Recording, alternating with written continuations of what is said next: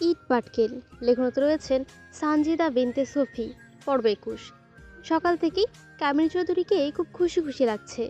নূর তীক্ষ্ণ চোখে সবকিছু অবলোকন করছে। মায়া বেগম নিজের মতো কাজ করেই যাচ্ছেন।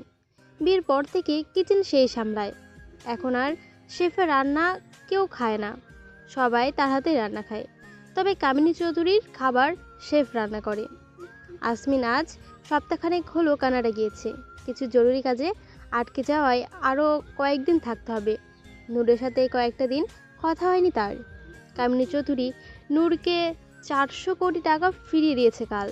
সে সাথে আরএস কোম্পানি থেকে শেয়ারের একটা পোশাক কারখানা তাকে বুঝিয়ে দেওয়া হয়েছে। পৈতৃত্ব সূত্রে সেই কারখানা পেয়েছে। এসআর কোম্পানিতে তার আর কোনো শেয়ার নেই। কামিনী চৌধুরী তাতে দাঁত চেপে মেনে নিয়েছে সব। কোথায় হাজার হাজার কোটি টাকার ইন্টারন্যাশনাল কোম্পানি, আর কোথায় ৫০০ কোটি টাকার সামান্য একটা কারখানা। আজ ছুটির দিন, শুক্রবারে কেউ অফিসে যায় না। আমজাদ চৌধুরী নিজের রুমে রেস্ট নিচ্ছে। মায়া বেগমের রুমে এসে থাকে। কয়েকবার কামিনী চৌধুরীর কাছে যেতে চাইলেও কামিনী চৌধুরী তাকে ড্রিমও ঢুকতে দেয়নি। মায়া বেগমের সাথে তার সম্পর্ক আগের মতনই আছে। কেউ কারোর সাথে খুব একটা কথা বলে না। আসমিনের সাথেও দূরত্ব সৃষ্টি হয়েছে আমজাদ চৌধুরীর।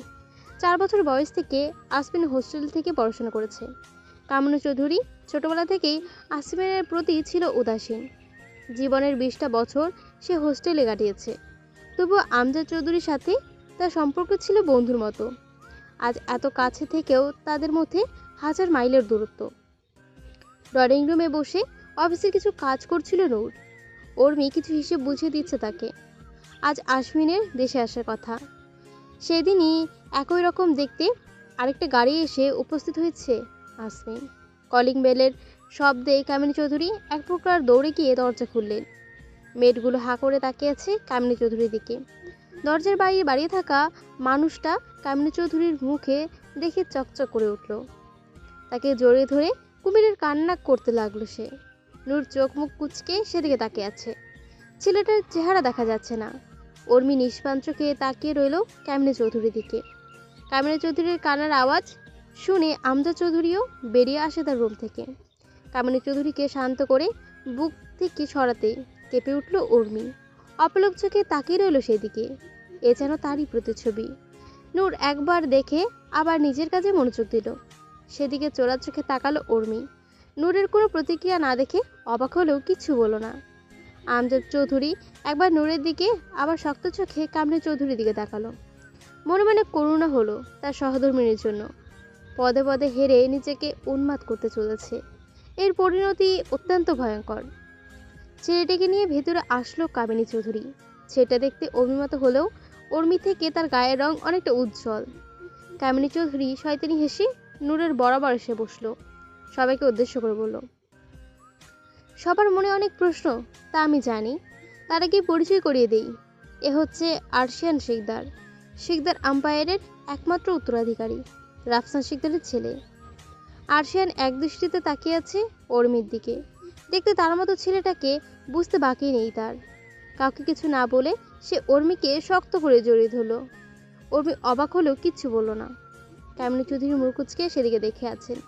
নূর একবার আয়েশ করে বসলো। উর্মি নিজেকে ছাড়িয়ে নিল আরশিয়ানের থেকে। চোখের পানি লুকিয়ে শক্ত হয়ে দাঁড়িয়ে রইল। প্রায় ২০ জন গার্ডসহ বাড়িতে ঢুকলো আসমিন। সারি সারি লাগেজগুলো রেখে গার্ডগুলো নিজেদের রুমে জায়গায় দাঁড়িয়ে রইল। আসমিন ক্লান্তিতে গা এলিয়ে দিল সোফায়। নূরের কাঁধে মাথা রেখে ন্যায়কা করে বলল, আই মিস ইউ বউ।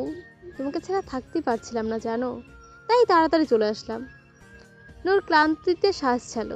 এই লোকের অসহ্য কথাবার্তা শেষ হওয়ার নয়, তা নূর খুব ভালো করেই জানে। আর তারও ভালো বউদের মতো সংসার করা হবে না। আসমিনকে কিছু না বলে আরশিয়ানের দিকে তাকালো নূর। সে আপাতত কামিনী চৌধুরীর পাশে বসে তীক্ষ্ণ চোখে তাকিয়ে আছে নূর আর আসমিনের দিকে।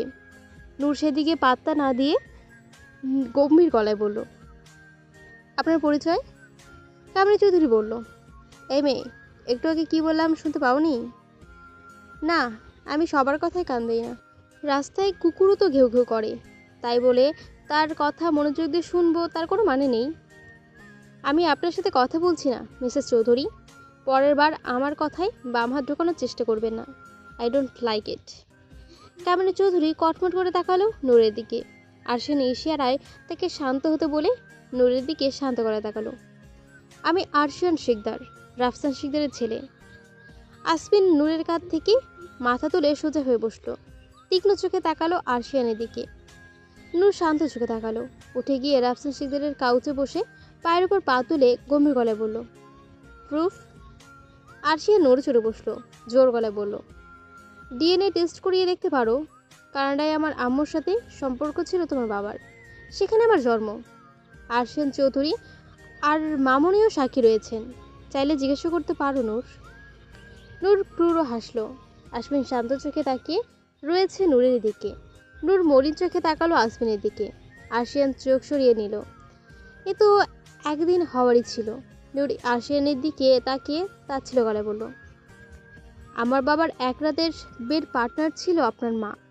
তার জন্য তাকে 1 কোটি টাকা পেমেন্ট করা হয়েছে। আর আপনার মা আমার বাবার সুযোগ নিয়েছিল। তার বেহায়াপনার ফল হচ্ছেন আপনি, যাকে বলে অবৈধ সন্তান। কোন অবৈধ সন্তান কি করে রাফসান শিকদারের উত্তরাধিকারী হতে পারে? নিজের অবস্থা বুঝতে শিখুন মিস্টার আরশিয়ান, লোকে শুনলে হাসবে যে। আরশিয়ান চোয়াল শক্ত করে তাকিয়ে আছে নূরের দিকে। এই মেয়ে কে? সে 2 আঙ্গুলে পিষে দোলা করতে 2 মিনিটের ব্যাপার। নিজের হিংস্রতা এই মুহূর্তে বাইরে আনতে চাইল না সে। কামরু চৌধুরী বাঁকা হাসলো। সে জানতো নূর এমন কিছুই করবে। আরশিয়ানকে হালকাভাবে নেওয়া তার মোটেই উচিত হয়নি।